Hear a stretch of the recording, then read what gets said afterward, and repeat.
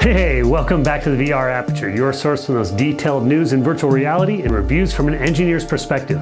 I am your host, Destroy Troy, and this week we'll be reviewing Logitech's G Pro Flight HOTAS X56 Rhino Edition controller. Now you might be saying, hey Destroy Troy, you only do VR content on this channel. Yes, that's true, but on the Amazon page for this product, they specifically state ideal for VR use. So we're going to be putting that to the test this week on the VR Aperture.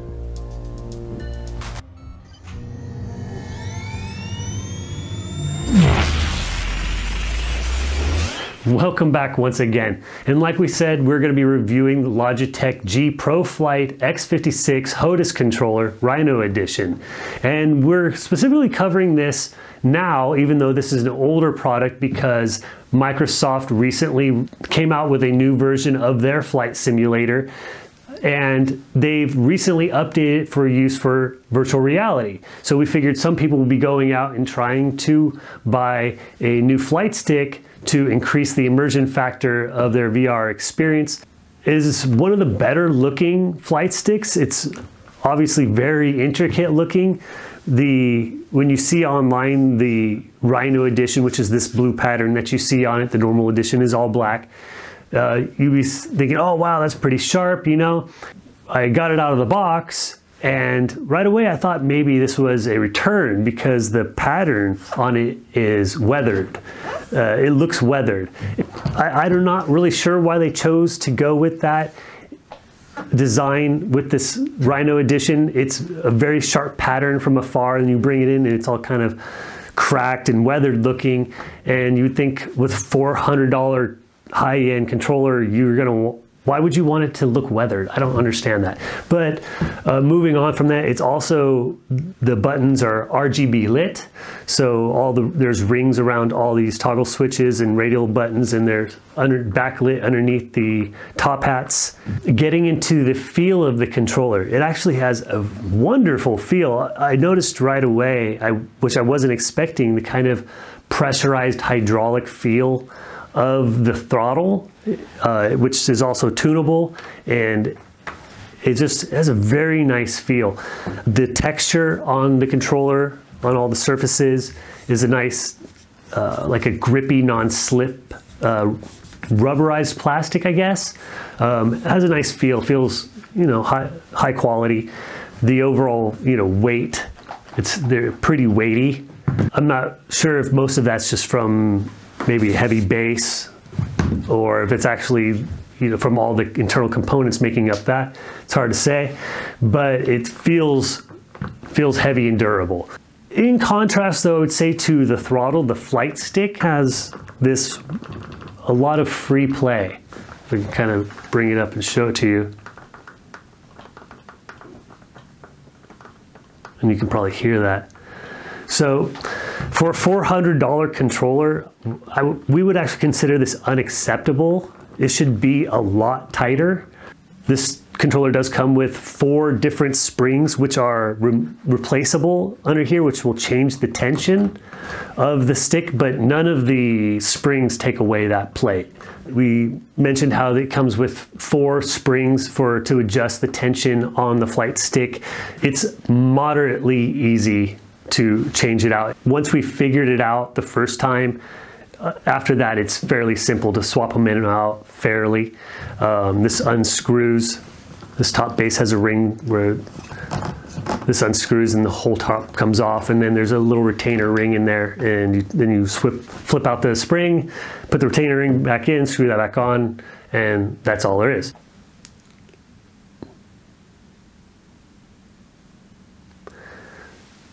Another negative about the controller, it's wonderful how many options you have for button assignment with these controllers. I forget exactly how many buttons there are on here. It's kind of ridiculous, but because in actuality each of these toggles count for 2, it's not like up and down. It's actually 2 separate buttons for button assignment. But with that, you know, high variety of button options, there comes a bit of crowding. So we find that these buttons in this area are specifically difficult to hit, while well, especially while the throttle is in the downward position. It's a bit easier when it's in the upward position. You can use your thumb to access them. But otherwise, when it's in the down position, you kind of have to reach over the throttle to access those buttons, which doesn't speak well to the ease of use and for it being ideal for VR, because consider the fact that when you use a controller like this in VR, you'll be using it blindfolded essentially. Let's go ahead and segue into functionality because button use is part of that. And like I mentioned, an extraordinary variety of buttons options on this controller. It's especially useful for Elite Dangerous. If you play Elite Dangerous, you'll know that there's a lot of different axes, kind of like 6 degrees, 6 axes of control. With that being a flight simulator, you don't get it in a space simulator that you don't get from a flight simulator, because in a flight simulator, you can't go straight up and straight down or straight sideways, strafe left and right. That allows for it with this controller with a couple of different options. You have the gimbal on both sides here, and I actually, for my use, assigned this gimbal here for use with landing, so I can get that straight up and straight down or straight left and right. When it comes to landing, having that precision control is highly beneficial. We use the added functionality to use this top hat here on the throttle for a precision back and forth motion, and when you're trying to line up perfectly, just center on your landing pad, it makes it easy to have something where full stop is in the center and all the way down is full reverse. Like I said, it's especially useful for Elite Dangerous. For the Microsoft Flight Simulator, you could actually find some use for additional button panels. There are so many buttons. Like for the Cessna, for example, this controller is adequate. But when you start going into the jets and other planes, when they have a variety of other options, fuel mixture, venting, just goes on and on and on. It's nice, and you want that full flight simulator immersion. An additional button panel could be useful for this setup. But for the most important features of flying a plane in Microsoft Flight Simulator, this setup is sufficient. Another thing about the myriad, extraordinary number of buttons on here, it does make for a difficult setup. It doesn't really matter if a game already recognizes the controller and assigns the buttons for you. Because the way that the games refer to the buttons is in no way related to how the controller has them marked on it itself. So you have like these switches here, these toggles, they're marked SW1 through 6, and these over here are marked toggle 1 through 4, even though they're functionally the same. They're no different in their function. I don't know why they call these toggles and these switches. And then you have your radials here, variety of radials. And all the buttons, of course, there's buttons on the back side of this as well. And all of them are listed alphabetically. So you have, for example, E, F, G, H, I, which by the way is in reverse order for on the games. This is considered number 4 and this one's considered number 5. But that's the problem, is the button assignments in the games don't line up to how they're labeled on the controller. I don't know if they would have, especially on these ones where it's not part of like the aesthetics of it, they could have marked these 1, 2, 3, 4, 5, and then they would line up to what all the games automatically have it listed as 1, 2, 3, 4, 5. And you go to play a game and it says, even if it's assigned well, it says, you know, pull button 4. No, you have no idea what button 4 is. So you have to, I find it's just best to assign it to what's most convenient for you individually, and then you just memorize that. So that the setup there's difficulty to that. You do obviously, it comes with its own button assignment software, but it doesn't really simplify it all that much. If you were to open that on, if you had dual monitors, open that on one screen and then the button assignment to your video game on another screen, then you could look at the keyboard assignments and just assign the letters within the Logitech software for the button assignment, and that could add some ease to it. Some games actually make it easier than others because when you push the button, it will show you, it'll like highlight the button assignment on the page. But yeah, let's move on from that subject. Another claim on the Amazon ad is that it is military grade precision. That we find to be lacking in the precision area. Specifically, well, one, because we mentioned the play in the stick for one reason, so I wouldn't call that military grade. But also, if you open the calibration screen, we went through two of these controllers. We RMA'd one and got another stick, and the same issue existed on both, and we went back and read reviews and found a lot of other consumers had the same experience, that if you go to the calibration screen, it shows you, if you put the controller at rest, it shows you the value. You can also go and test the limits of the controller's range in the calibration software, and it shows you a number value.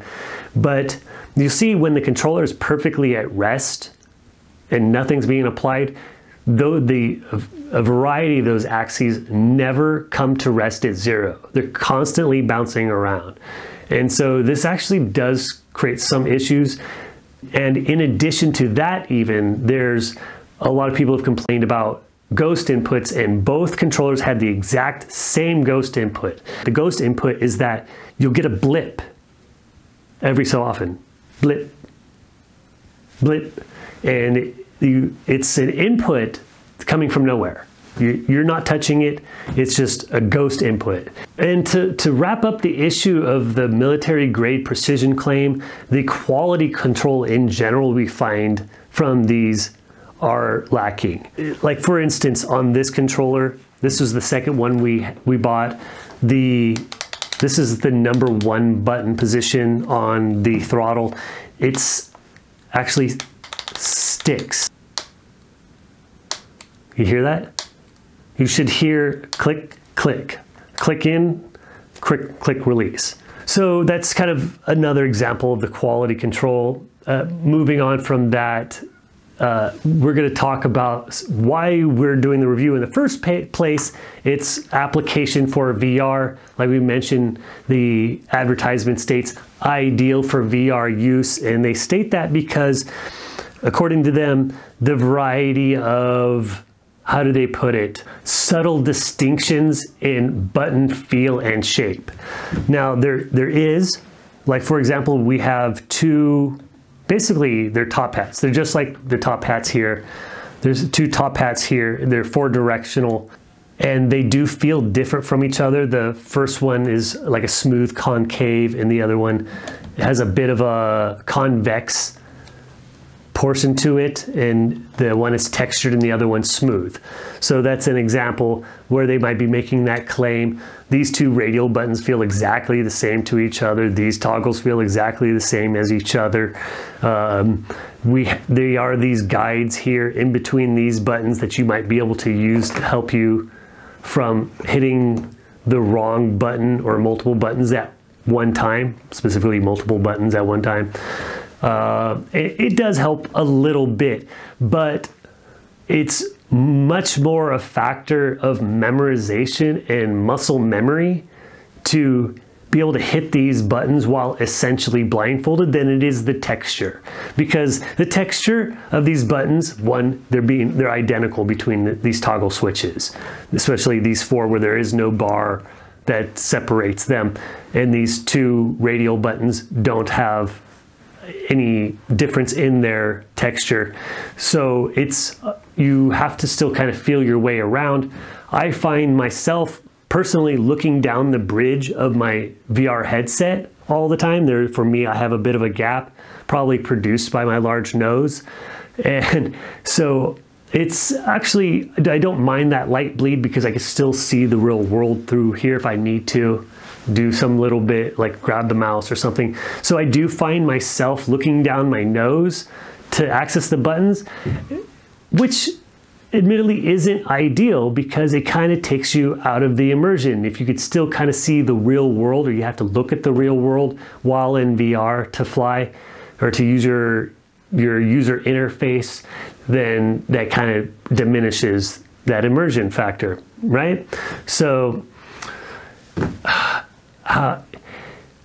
it is a very nice controller. I do like it, minus the flaws that we had with quality control.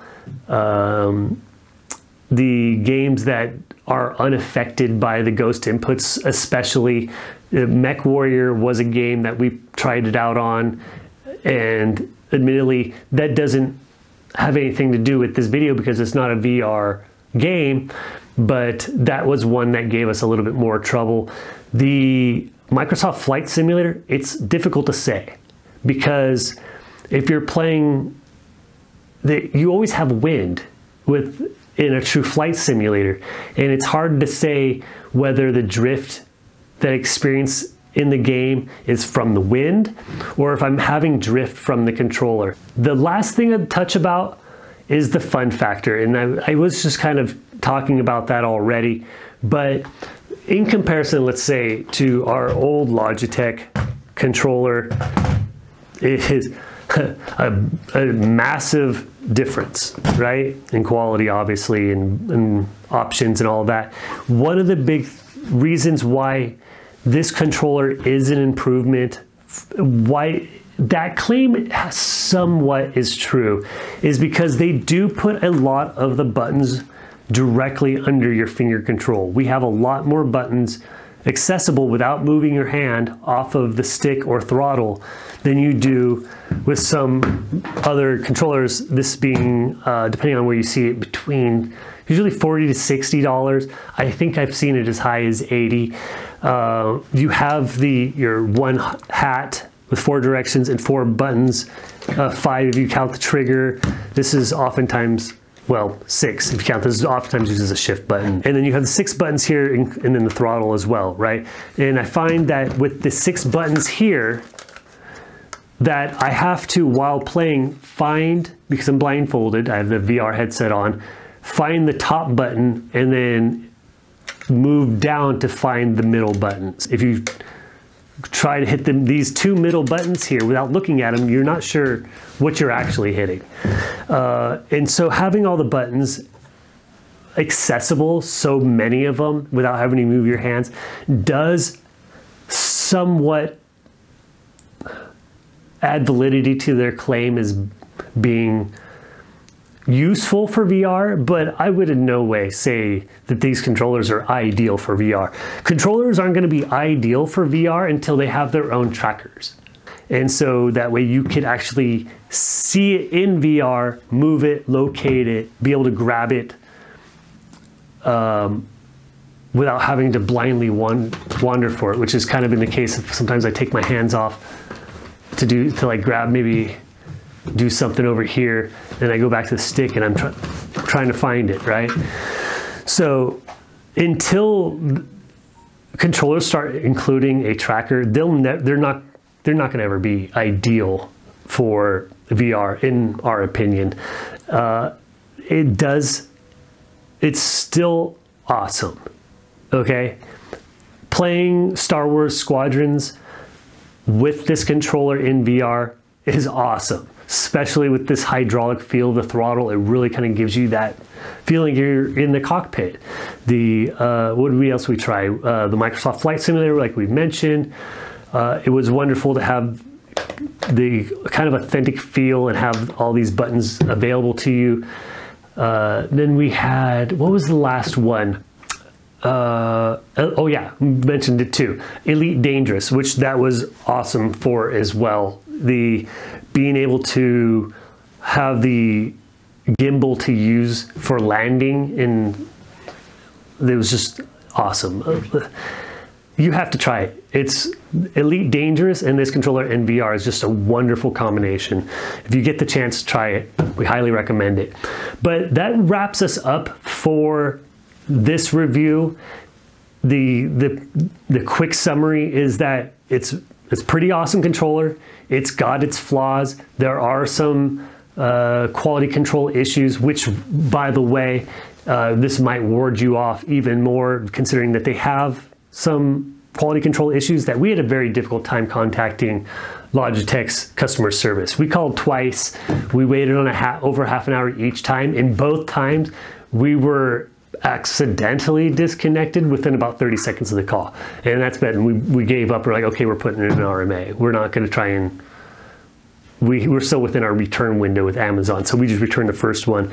But once again, we thank you for tuning into the VR Aperture. We really appreciate your support, and if you can find it in your heart to hit the like button and hit the subscribe button, we also appreciate that as well. So in that, we hope you a great rest of your week.